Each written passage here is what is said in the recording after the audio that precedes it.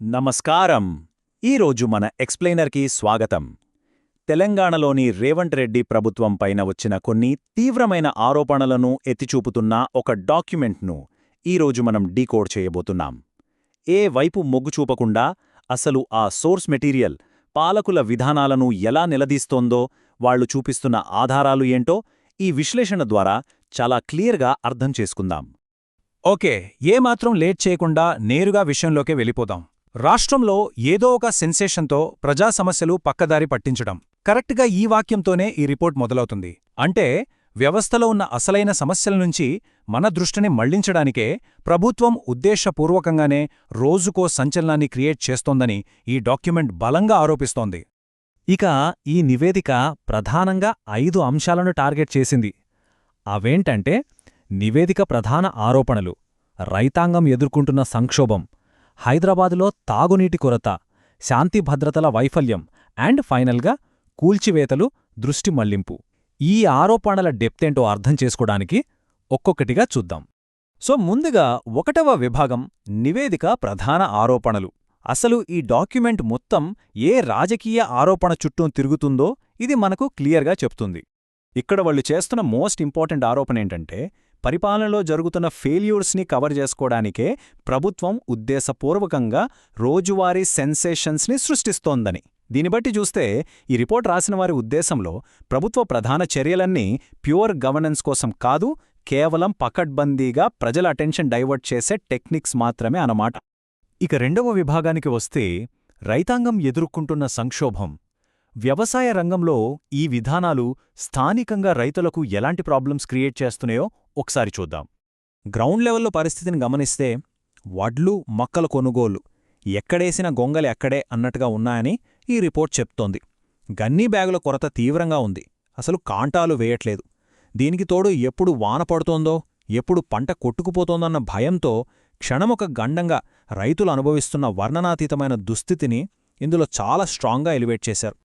ఈ పాయింట్ని బట్టి వాళ్లు ఎత్తిచూపుతున్న ప్రధాన వ్యత్యాసం మనకిక్కడ స్పష్టంగా కనిపిస్తోంది.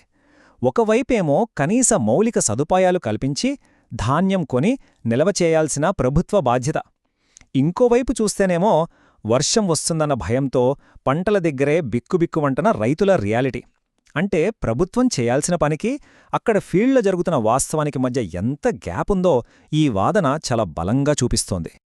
పల్లెల నుంచి మన విశ్లేషణను కాసేపు సిటీ మౌలిక సదుపాయాల వైపు మళ్లిద్దాం. 3వ విభాగం హైదరాబాదులో తాగునీటి కొరత. రాజధాని నగర కనీస అవసరాలపై ఈ విమర్శ ఎలా ఉందో చూద్దాం. హైదరాబాద్ నగరం అలాగే దాని చుట్టుపక్కల ప్రాంతాల్లో జనాలు తాగడానికి నీళ్లు లేక ఎంతలా అల్లాడిపోతున్నారో ఈ డాక్యుమెంటరీ పాయింటౌట్ చేస్తోంది. ఏకంగా రాజధాని నగరంలోనే కనీస తాగునీరు ఇవ్వలేకపోవడం అనేది అర్బన్ గవర్నెన్స్ కుప్పకూలడానికి ఒక లైవ్ ఎగ్జాంపుల్ అని, అలాగే ఇది ప్రభుత్వ కంప్లీట్ ఫెయిల్యూర్కి డైరెక్ట్ ప్రూఫ్ అని ఈ సోర్స్ స్పష్టం చేస్తోంది. ఇందులో గమనించాల్సిన మరో ఇంట్రెస్టింగ్ యాంగిల్ ఒకటుంది. ఒకవైపు చూస్తేనేమో కనీసం అఫీషియల్ వాటర్ ట్యాంకర్ల జాడలేదు, కాని మరోవైపు నీటి కోసం ఒక బ్లాక్ మార్కెట్ దందా మాత్రం జోరుగా సాగిపోతోంది. అంటే ప్రభుత్వ యంత్రాంగం సరిగ్గా పనిచేయకపోవడం వల్లే కదా ఇలా పబ్లిక్ని దోచుకునే బ్లాక్ మార్కెట్ పుట్టుకొచ్చింది అనేది విమర్శకుల ప్రధాన ఆరోపణ. ఇక పబ్లిక్ సేఫ్టీ విషయానికొస్తే ఇది 4వ విభాగం, శాంతి భద్రతల వైఫల్యం. ఈ డాక్యుమెంట్ నేరుగా హోంమంత్రి ఆఫీస్పైనే అత్యంత ఆందోళనకరమైన ఆరోపణలు చేస్తోంది. నేపాలీ గ్యాంగుల దోపిడీలు, హత్యలు, అలాగే దొంగల ముఠాలు ఏకంగా తుపాకులు గురిపెట్టి మరీ చేస్తున్న సాయుధ దోపిడీలను ఈ రిపోర్ట్ ప్రస్తావించింది. ఇవి జస్ట్ చిన్న చిన్న క్రైమ్స్ కాదని, శాంతి భద్రతల నిర్వహణలో ప్రభుత్వ చేతగానితనానికి, ఇంకా చెప్పాలంటే స్వయంగా హోంమంత్రి వైఫల్యానికే ఇవి నిదర్శనాలని చాలా తీవ్రంగా ఆరోపిస్తోంది. ఈ భద్రతా వైఫల్యం వల్ల సామాన్యులు ఎలాంటి మూల్యం చెల్లిస్తున్నారో చెప్పడానికి వాళ్లు కొన్ని స్పెసిఫిక్ నంబర్స్ కూడా మన ముందుంచుతున్నారు. అవే 6 మర్డర్లు, 3 రేప్లు. గాలివాటంగా కేవలం మాటలతో వదిలేయకుండా ఇలాంటి ఎగ్జాక్ట్ డేటా చూపిస్తూ అసలు సెక్యూరిటీ సిస్టమ్ ఎంతలా పడిపోయిందో ప్రూవ్ చేయడానికి విమర్శకులు వాడుతున్న బలమైన పాయింట్ ఇది. సో ఇక్కడ వాళ్లు ఒక అదిరిపోయే కంపారిజన్ ఇచ్చారు.